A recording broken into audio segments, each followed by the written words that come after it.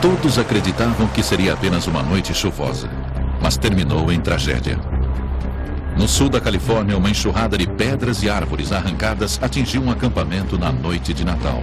Olhei para trás e vi aquele monte de árvores e pedras do tamanho de carros, vindo com uma violência incrível. Eu achei que era o fim. Não fazíamos ideia do que tinha acontecido, não sabíamos de nada, nem se alguém havia sobrevivido.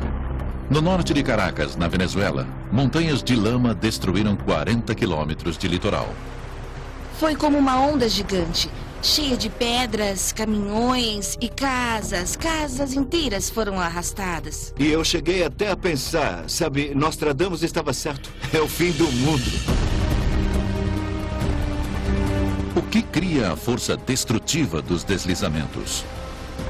Porque há pessoas que vivem onde eles passam. Será que algo pode ser feito para que elas não corram perigo?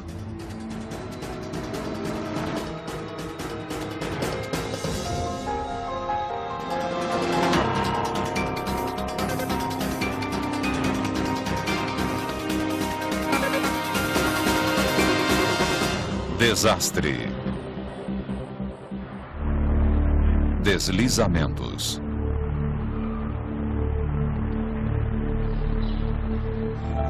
O lar é onde a pessoa se sente segura. O último lugar onde você espera sofrer um desastre. Em dezembro de 1999, no litoral norte de Caracas, na Venezuela, Miguel e Maritza Arreaza viviam uma vida tranquila, cercados de parentes e amigos. Vivíamos em 3 casas juntas, nós dois, tios, primos e também os cunhados. Aquilo era um paraíso. Talvez não percebêssemos, mas nossa vida era maravilhosa. Seu vizinho Gustavo Sardi, piloto de uma companhia aérea venezuelana, adorava voltar para sua casa naquele paraíso caribenho. Eu gosto de morar em espaços abertos como este. Você vê as montanhas de um lado e do outro o mar. Mas no dia 16 de dezembro de 1999, o paraíso foi destruído diante de seus olhos. A filha de 10 anos de idade dos Arreazas viu os primeiros sinais de perigo. Eu me lembro que era 6 da manhã quando eu acordei. E não era assim uma grande inundação, mas a água já estava entrando nas casas. Já chovia torrencialmente há um mês. Mas agora, o mundo estava prestes a desabar sobre eles. Eu comecei a ouvir um barulho.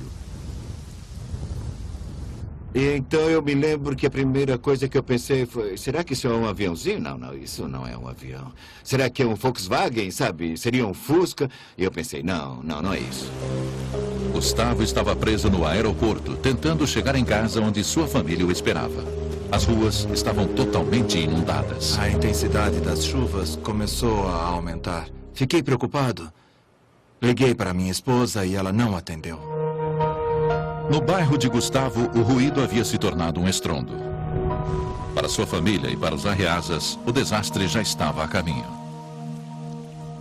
Nossos vizinhos já estavam no telhado naquele momento. E eles começaram a gritar: corra, Miguel, a enxurrada vem vindo. Minutos depois, Miguel e sua família se viram no centro de um dos piores deslizamentos da história no Ocidente. E só os mais afortunados iriam sobreviver.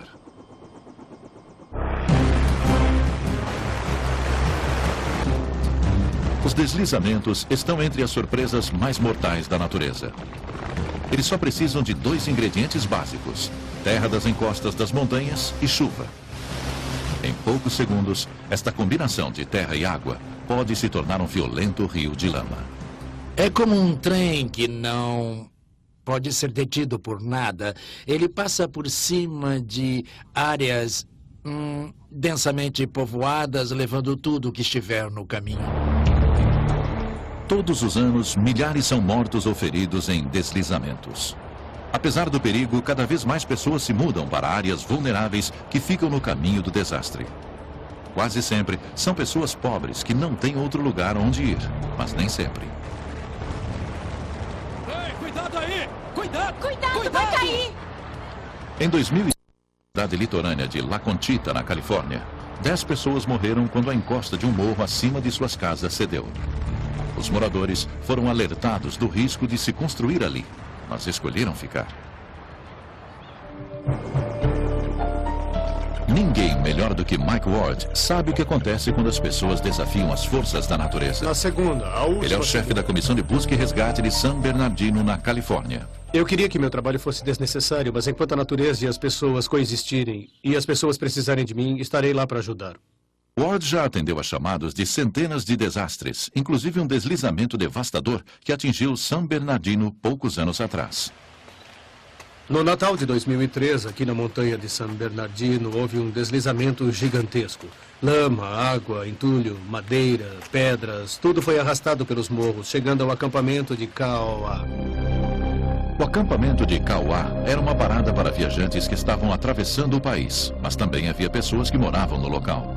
Todos se sentiam bem-vindos graças à gerente Jan Bradley, que vivia lá com seu companheiro Doug Poach. O acampamento para ela era como um filho, sabe? Foi ela quem tornou aquele lugar especial. Tim Barnes, filho de Jan, morava nas proximidades em seu próprio trailer. 3 ou 4 famílias viviam ali há 8, 10 anos, desde que ela se mudou para lá. Donnell Young morava no Kauai com o marido e as 2 filhas.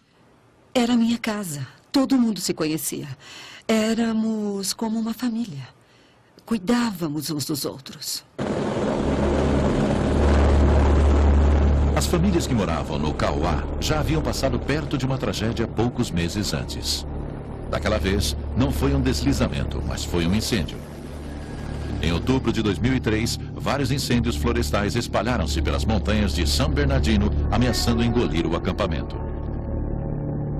Durante os incêndios, a filha de Jan Bradley, Tonya, que morava a 48 quilômetros de distância, teve de tirar sua mãe do acampamento à força. Tivemos que forçá-la a sair. Quase tivemos que carregá-la para fora do acampamento porque ela não queria ir. Ela ficou muito chateada, vendo cada um ir para um canto sem saber para onde iam. Por sorte, os incêndios não chegaram ao acampamento.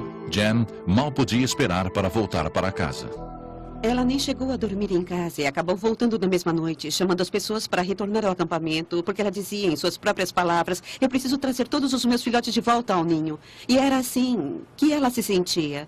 Para minha mãe, eles eram a sua família. No início de novembro, a chegada de chuvas pesadas finalmente acabou com os incêndios. Os temporais voltaram a cair no mês seguinte e na noite de Natal, um desastre estava se formando. Eu queria ver meus filhos, era cerca de 8h30 da manhã, quando tentei sair, mas a estrada já estava inundada e o acampamento foi destruído. Sua mãe, Jan Bradley, iria passar o Natal na casa de Tonya. Mas as condições das estradas pioravam cada vez mais. Por volta das 4 horas da manhã, ela ligou falando: o tempo está muito ruim. Eu percebi que sua voz estava diferente. E ela disse: isto é pior que o fogo. E eu estou com medo. Mesmo assustada, Jan tentou ajudar os amigos que estavam ilhados nos trailers. Ela e Doug levaram todos para a sala de recreação do acampamento, que era a construção mais resistente do local. Quando voltou para seu trailer, Jan ligou para a emergência, mas as equipes de resgate estavam ocupadas demais. A apenas 8 quilômetros dali, um deslizamento já havia ocorrido e 14 pessoas estavam desaparecidas. O pessoal da equipe de resgate foi ao local. Não havia ninguém para responder ao pedido de socorro de Jan. Eu nunca tinha visto ela tão perturbada. Seu rosto mostrava preocupação. Ela me chamou até o trailer onde estava e disse: a água está entrando pela porta de trás. Às 6 horas da manhã, Jan, seu filho Tim e a vizinha Danielle Young estavam presos em seus trailers. Me lembro de olhar para fora e ver que a água estava batendo na janela da cozinha. Eu achei aquilo estranho demais. E o som lá fora era ensurdecedor. No começo era um barulho de água, como se houvesse muita água vindo. Depois você percebia que não era só água, mas que também havia pedras rolando, pareciam trovões. E de repente, uma das janelas estourou, a porta de correr arrebentou. E ela soltou um grito. Não havia luz. Eu acho que a água estragou o transformador e as luzes se apagaram. E aí foi um verdadeiro inferno. Fora do trailer, Doug ainda conversava com Jen quando a água chegou. Eles estavam no lugar errado, na hora errada. Eu caí de costas. E o trailer caiu em cima das minhas pernas. E naquela altura não havia mais luz e a única coisa que se ouvia era a água e as pedras rolando. E eu achei que não tinha sobrado ninguém, que a água tinha arrastado todo mundo. Ali perto, Daniela e sua família sentiram o trailer balançar com violência e depois deslizar. A minha mãe não parava de gritar. Minha irmã berrava e todas as visitas também. Mas como eu estava perto da minha mãe, eu me agarrei nela. Eu não sabia se era um terremoto ou se estávamos sendo bombardeados naquele momento. Não dava para saber. O som era horrível e estava escuro demais. Perto da casa de Daniela, Tim via as pedras vindo em sua direção. Quando eu vi que tudo estava sendo arrastado, eu falei para minha namorada, segure-se, vamos ser arrastados. Foi quando o meu trailer, mas antes eu vi o meu caminhão sendo arrastado.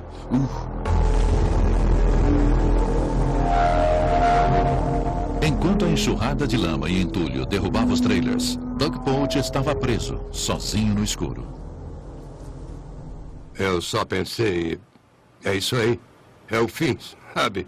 Eu me conformei. Eu pensava, meu Deus, a gente não sabe o que aconteceu, não sabemos de nada, não sabemos se alguém sobreviveu e nem o que vem por aí. Para alguns moradores do Kauá, aquela seria a primeira onda de terror.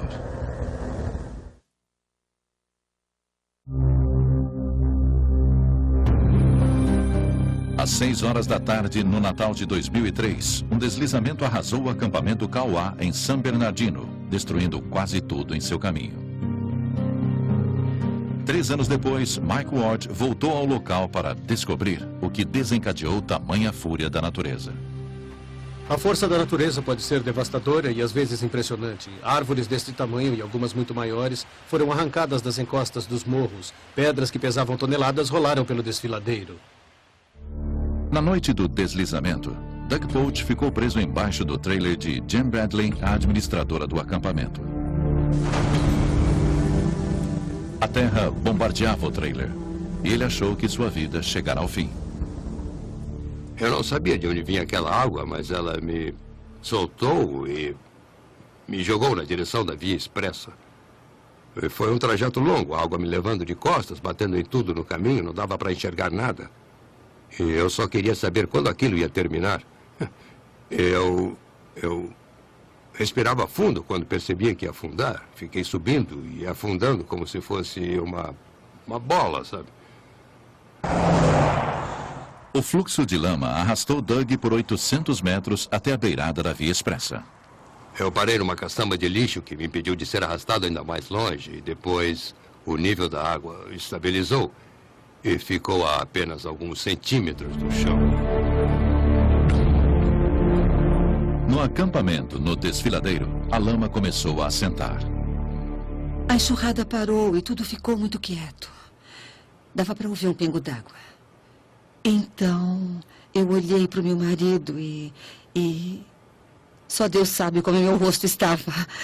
Eu estava segurando as crianças e ele me disse, eu tenho que ver como estão as coisas lá fora. Estava tudo escuro como breu, não havia energia elétrica, apenas um cheiro horroroso no ar, como se tudo estivesse podre. A primeira coisa que eu vi foi a minha égua enterrada na terra, na lama. E comecei a escavar para que pudesse sair, porque ela estava ali, caída e desesperada, tentando se soltar. E quando estava escavando, eu olhei para o alto, já estava escuro, e eu vi que as luzes que deveriam estar acesas não estavam mais. Você me entende? Eu cheguei mais perto e vi que a piscina havia sumido completamente. Nem o trailer, nem a loja estavam mais lá. E foi então que eu tive certeza que Doug e a minha mãe estavam desaparecidos. A 800 metros dali, sujo e tremendo de frio, Doug encontrou um telefone público da rodovia e ligou para a emergência. Eu contei o que tinha acontecido, que havíamos sido atingidos por uma tromba d'água e que eu não sabia nem onde estava minha namorada. E nem se alguém havia sobrevivido. Disse que estava muito ferido e que precisava de ajuda. 1 hora depois, a equipe de resgate chegou ao local. Mas levou quase 6 horas para que o pequeno grupo de socorristas conseguisse chegar a pé ao acampamento e retirar os 52 sobreviventes. O resgate terminou pela manhã. Mas ainda havia 3 pessoas desaparecidas, incluindo Jen.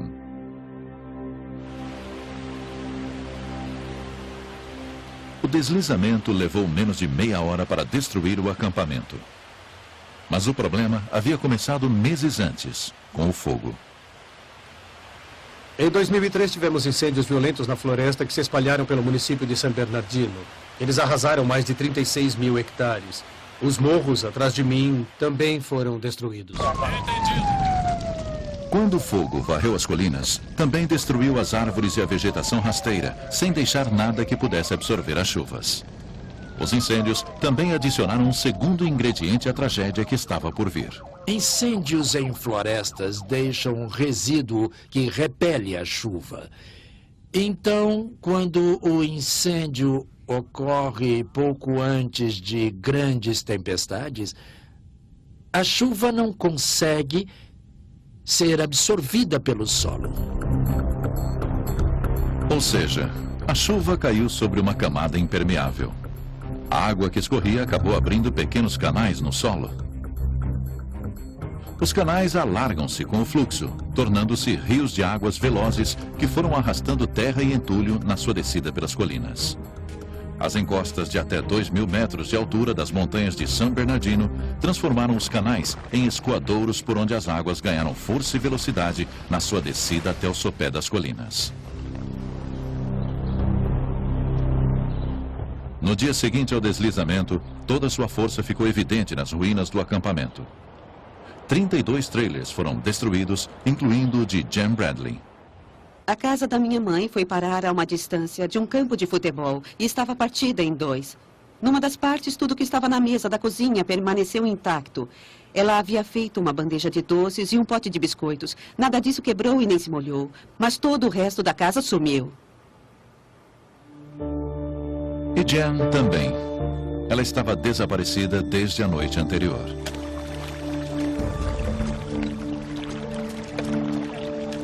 As equipes de resgate vasculharam as ruínas em busca de qualquer sinal de vida. Horas depois, eles encontraram uma pessoa presa em meio às árvores despedaçadas. Era Jen. Cerca de 9h30, 10 horas da manhã, nós vimos que o helicóptero passou muito tempo parado sobre um local e meio que somamos 2 mais 2.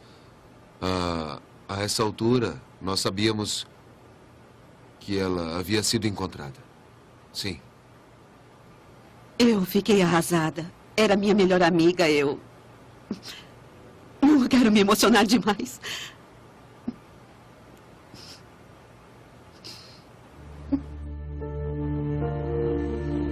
No Kauá, os moradores lamentaram a morte de Jen Bradley.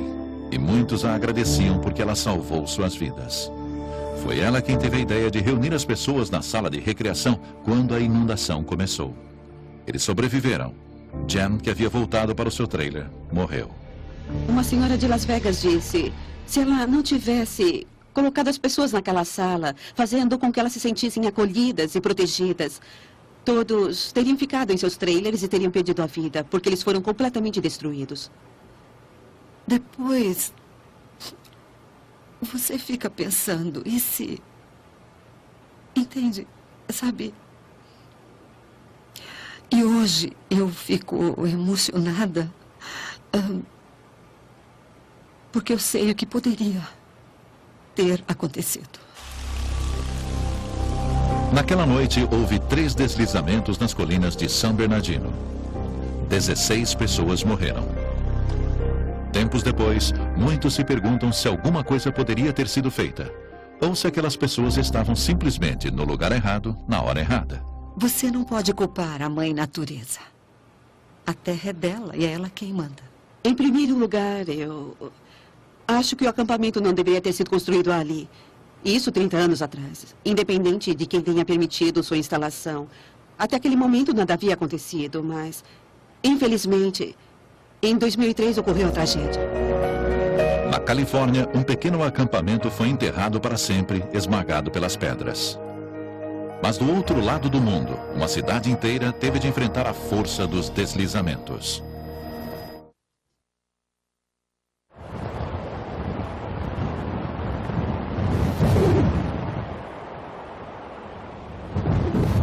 15 de dezembro de 1999.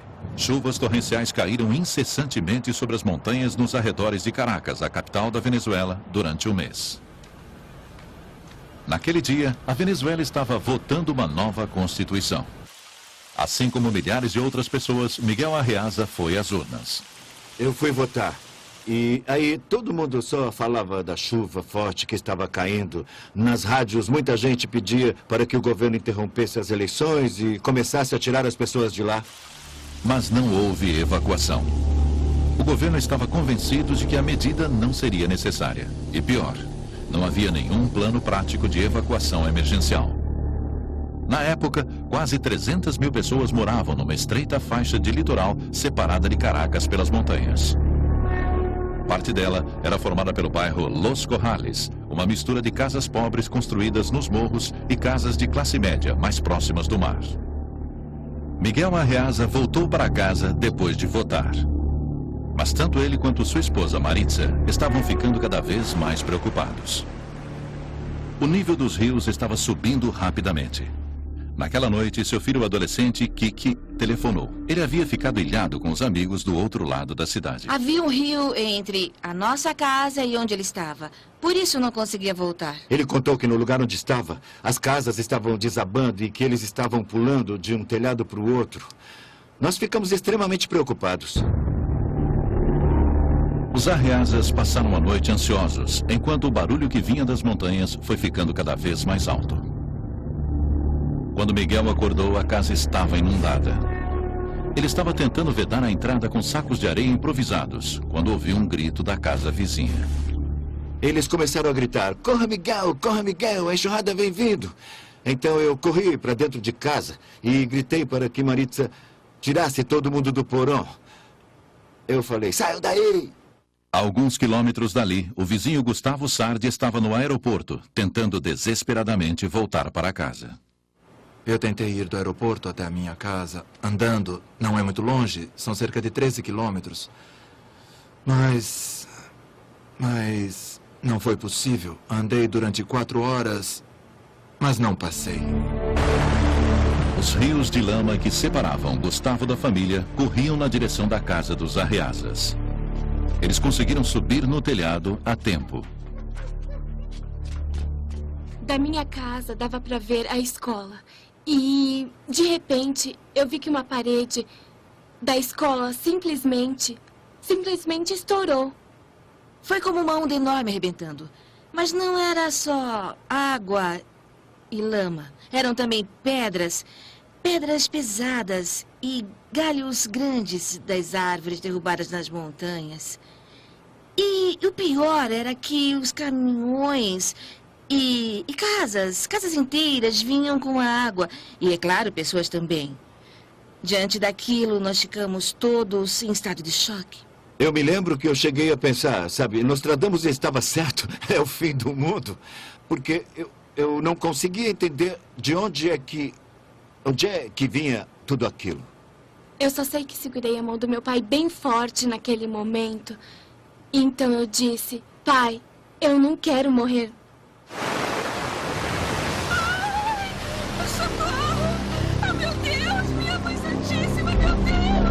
Presos no telhado, os Arreazas só podiam observar o deslizamento dizimar o bairro de Los Corrales. Em todo o litoral, mais de 100 mil casas ficaram gravemente danificadas ou foram totalmente destruídas. Enquanto isso, Gustavo Sardi corria em direção à mesma tragédia, desesperado para localizar a família. Ele pediu a um piloto de helicóptero que sobrevoasse a área para ajudar na busca. O que eu vi quando começamos a voar foi inacreditável mesmo. A área ao redor estava totalmente destruída. totalmente destruída. Quando o helicóptero chegou a Los Corrales, Gustavo tomou uma decisão dramática. O piloto do helicóptero começou a sobrevoar o bairro. E eu perguntei a ele se seria possível eu descer. Ele respondeu que não. Então, em certo momento, eu pulei do helicóptero de uns 4 metros. Eu pulei. Gustavo saltou no rio de lama e foi cercado pelo entulho e pelos corpos das vítimas. Eu não estava em meu juízo perfeito. Eu pulei.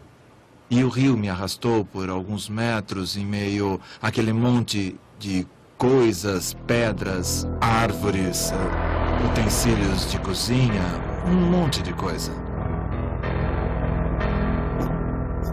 No céu, pilotos e equipes de resgate procuravam ajudar o máximo possível de pessoas. Alejandro Ruiz foi um dos socorristas.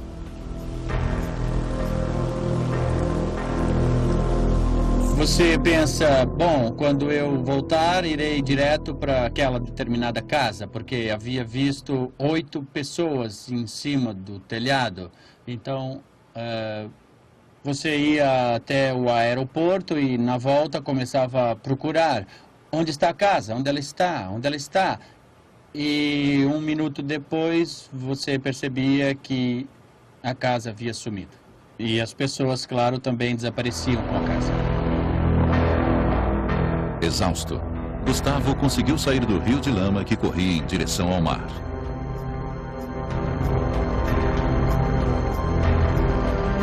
Enquanto isso, os arreazas, vizinhos de Gustavo, tentavam escapar da lama procurando lugares mais altos.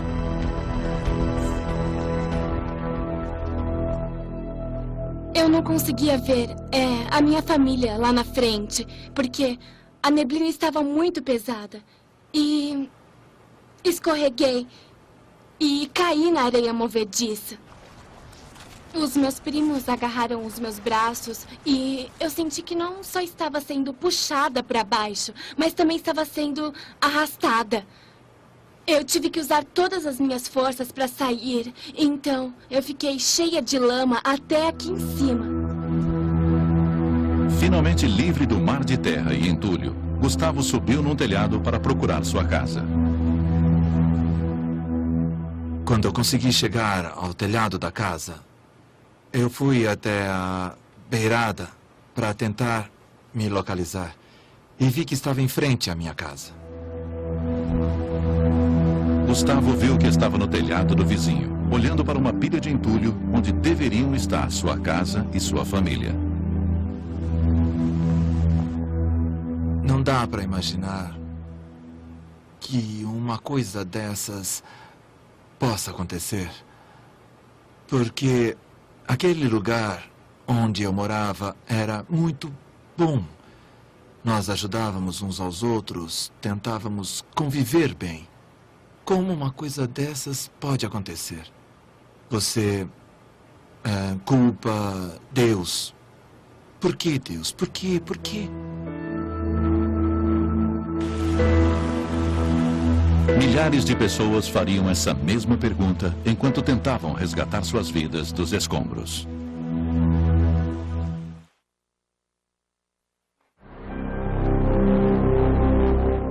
O chefe de busca e resgate, Mike Ward, é especialista em lidar com desastres. Mas ele nunca havia visto nada parecido com o que Gustavo e Miguel enfrentaram quando deslizamentos destruíram seu bairro nos arredores de Caracas, na Venezuela. Miguel, é difícil saber o que havia aqui antes do incidente. Você se lembra? Lembro. Aqui ficava um condomínio de casas de 2 andares. Foi uma das últimas construções feitas no local. Praticamente não dá para entrar aqui. A gente tem de engatinhar para poder passar. Foi o que muitos de nós tivemos que fazer para entrar em nossas casas. Aqui, ainda há casas e vilas inteiras em ruínas. Carcaças de prédios permanecem vazias. As pedras que causaram a destruição não foram retiradas. O desastre que aniquilou o local em 1999 foi na realidade formado por milhares de deslizamentos que bombardearam um trecho litorâneo de 40 quilômetros durante um período de 3 dias. Naquele mês de dezembro, correntes de ar muito mais quentes que o normal varreram o Caribe, chegando no litoral montanhoso da Venezuela, onde desencadearam a pior tempestade da história daquele país. Os deslizamentos começam a se formar com pouco menos de 15 centímetros de chuva no mesmo dia. Naquele mês, 91 centímetros de chuva caíram num período de 3 dias. Foram 3 dias de chuvas consecutivas, com 30 centímetros de precipitação por dia. Foi uma carga pesada demais e a própria natureza reagiu. As chuvas pesadas saturaram o solo fino, chegando até o leito de rocha. Como a tempestade não passou, a terra amoleceu. As encostas foram uma a uma perdendo sustentação e precipitaram-se para o mar. Os deslizamentos começaram atingindo os regatos, mas o excesso de chuva e entulho fizeram com que os rios transbordassem. Os rios se transformaram num mar de lama que se abateu sobre o bairro em ondas, soterrando tudo em seu caminho. 6 horas após as últimas ondas de lama passarem por Los Corrales, os Arreazas, junto com milhares de outros moradores, encontraram refúgio em prédios abandonados. Naquela noite, Ana Maria tentou acalmar seus primos mais novos. Eu perguntei: ei, como é que vocês estão? Responderam: estamos apavorados. Não sabemos o que vai acontecer com a gente. E o seu irmão está desaparecido. O que vamos fazer? E eu me lembro que disse para eles: olhem para mim. Eu não estou chorando, eu não estou com medo. Não há nada para se preocupar. E então eles se acalmaram e sorriram para mim. Depois disso, eles finalmente dormiram e eu levantei, fui até outro apartamento, fiquei perto de uma janela e então eu chorei até eu conseguir dormir. Os vizinhos deram notícias devastadoras para a família. A casa onde Kiki havia sido visto pela última vez fora levada por uma onda de lama quando ele tentava retirar outras vítimas. As pessoas me disseram que ele havia morrido como um herói, porque estava em cima do telhado, quando a terra cobriu a casa. A família não tinha como comprovar a história. Outras notícias terríveis circulavam entre os sobreviventes. No local havia um rapaz enterrado até o peito. E eu não sei se foi o pessoal do resgate ou o pessoal da vizinhança que o encontrou. Ele pediu para morrer, para que alguém atirasse nele, porque ele não queria mais viver. E quando perguntaram por quê, ele respondeu que embaixo da terra estava segurando as mãos de seus 2 filhos pequenos. Os Arreazas só podiam esperar pela manhã e rezar por seu filho.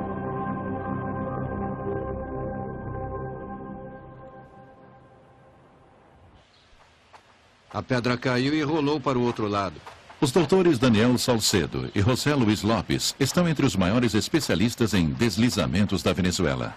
Eles pesquisam a área desde 1999 e acreditam que a história recente pode fornecer pistas do motivo pelo qual ocorrem os deslizamentos. Esta é uma fotografia aérea de 1998, um ano antes da catástrofe de 99.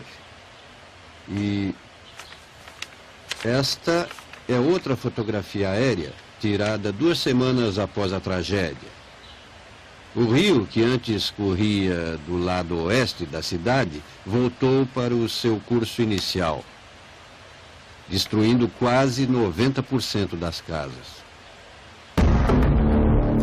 O deslizamento de 1999 não foi o primeiro a atingir o litoral da Venezuela. O perigo sempre rondou as montanhas de Ávila. Inclusive, registros do século XVI dizem que os indígenas já avisavam os espanhóis de que as montanhas cuspiam rochas. Mas no final do século XX, havia 300 mil pessoas vivendo em lugares que já haviam sido atingidos por outros deslizamentos. O último grande incidente havia ocorrido em 1951. Se eles olhassem a fotografia aérea de 1951, quando também houve chuvas intensas, teriam visto também o fluxo de entulho que ocorreu na época. Mas nada aconteceu porque não havia casas no local. O perigo já existia, mas ainda não havia nenhum elemento exposto a esse perigo. É por isso que não usamos mais o termo desastre natural, porque um desastre nunca é natural. O evento, a chuva, é algo natural, mas o desastre ocorreu porque nós criamos as áreas vulneráveis. Em Los Corrales, os deslizamentos primeiro destruíram as casas mais pobres dos morros e depois correram em direção ao mar. As famílias mais próximas do litoral, como os Arriazas, tiveram mais chances de sobrevivência. Quando os Arriazas acordaram na manhã após os deslizamentos, o sol estava brilhando, mas milhares de pessoas estavam ilhadas ou feridas. Miguel voltou à sua casa em ruínas para procurar suprimentos. Quando entrou no terraço, se deparou com a última coisa que esperava encontrar: Kiki, seu filho desaparecido. Ele vinha pela frente da casa enquanto eu estava entrando por trás. Aí eu o ouvi e chamei o seu nome. Ele respondeu, então nós nos abraçamos. As pessoas haviam visto Kiki pela última vez num prédio que foi coberto por uma onda de lama. Sem ser visto, ele havia conseguido pular para o telhado de uma casa vizinha a tempo de escapar. Foi maravilhoso. Foi o momento mais feliz de toda a minha vida. Quando eu vi que o meu filho querido estava salvo. Enquanto isso, Gustavo Sardi temia o pior. Sua família continuava desaparecida, mas ele ainda tinha uma esperança, uma visão da noite anterior. Eu me lembro que eu estava sentado na beirada do telhado, pensando no que poderia fazer. Eu tinha que encontrar minha esposa. Eu estava olhando para o lugar onde ficava a minha casa e vi uma luz. Parecia uma lâmpada e ela estava acesa. Eu pensei comigo mesmo, ou isso é um delírio meu, ou é um sinal de que a minha esposa e filhos estão bem. Foi isso mesmo que eu pensei. Embora pequena, era a única esperança que restava para Gustavo. Na Venezuela, os deslizamentos haviam parado, mas a tragédia não terminara. Mais de 100 mil pessoas ainda estavam ilhadas. O governo iniciou uma grande operação de evacuação. As pessoas disputavam um lugar nos helicópteros e navios da marinha. Enquanto os outros tentavam fugir do caos, Gustavo Sardi se recusava a desistir de procurar a família. Suas esperanças diminuíram quando ele vasculhou as ruínas do seu bairro. Eu vi corpos e brinquedos espalhados no caminho que levava à casa da minha mãe. Quando cheguei na casa, ela estava intacta. Nada havia acontecido com ela, mas não havia ninguém lá dentro, ninguém. Parecia que não havia vida em lugar algum. Foi quando ele viu algo se mexendo nos galhos de uma árvore. Algo que não deveria ter sobrevivido. Um bebê. Foi impressionante, ele estava vivo. Estava vivo. E estava totalmente coberto pelas árvores. Ele estava ali, bem no meio daquilo. E nada lhe aconteceu. Nada. Ele estava perfeito. Bom, como? Eu não sei. Mas foi fantástico. Ele estava bem. Mas Gustavo tinha de continuar. Ele deixou o bebê em mãos seguras e caminhou durante horas. Finalmente, numa rua cheia de rochas e lama, ele se aproximou da última casa que havia ficado de pé. Era a casa do seu sogro.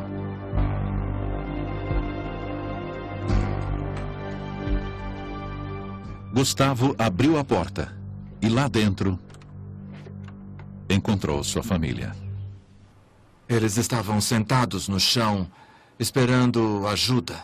Eles estavam no chão. Quando vi minha esposa e filhos, eu não conseguia mais andar. Nós nos abraçamos e começamos a chorar. Choramos muito.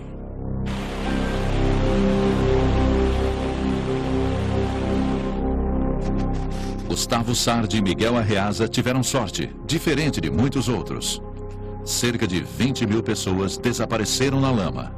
Mas ninguém jamais saberá o verdadeiro número de mortos, uma vez que tantas comunidades e famílias inteiras foram totalmente destruídas, arrastadas até o mar ou enterradas sob toneladas de entulho.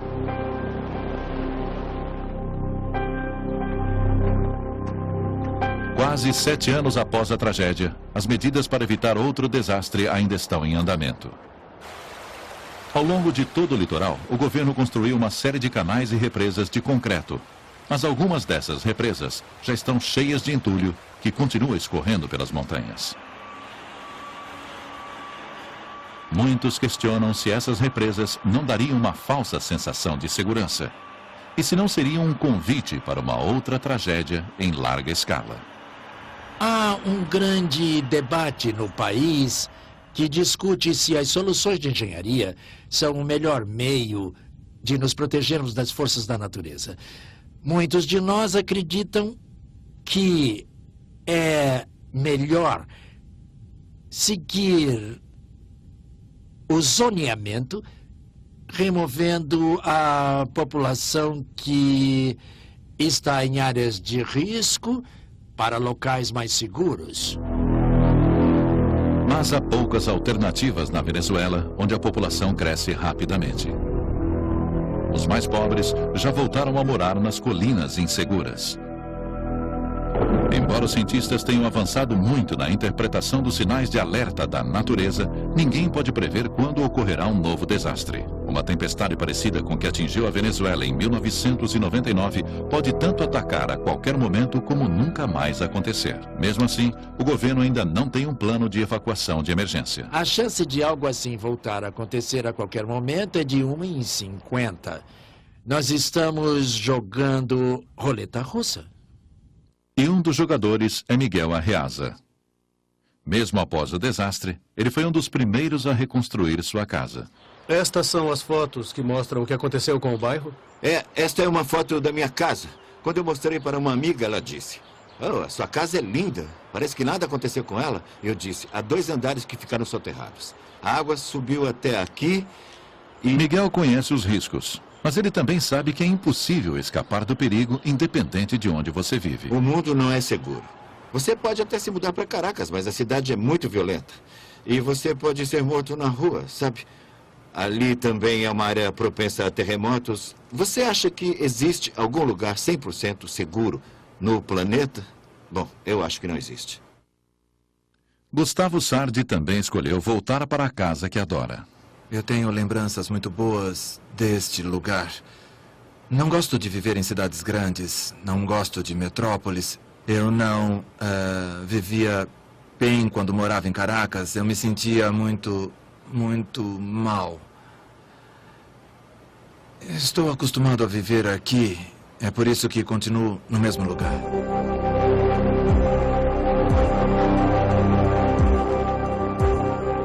É impossível dominar a natureza, mas é preciso aprender a conviver com ela. Essa é uma lição que os sobreviventes de deslizamentos, desde o litoral da Venezuela até os desfiladeiros da Califórnia, carregam consigo. Hoje nós aprendemos. Esta geração, a geração dos nossos filhos e todos os que sobreviveram, sabem do que a natureza é capaz. Eu adorava dormir com o barulho da chuva. Hoje, quando chove muito, eu não durmo bem. Na verdade, eu nem consigo dormir. Cuide bem das pessoas à sua volta e não subestime a força da natureza. Após uma vida dedicada a resgatar pessoas, Michael Ward sabe que o equilíbrio entre a terra e as pessoas é delicado. Onde quer que você escolha viver, qualquer que seja a cidade, o estado, o país, é muito importante que a pessoa conheça os riscos de permanecer num determinado local. Eu acho que a natureza faz o que ela quer. E o melhor que nós podemos fazer é tentar atenuar os perigos aos quais estamos expostos.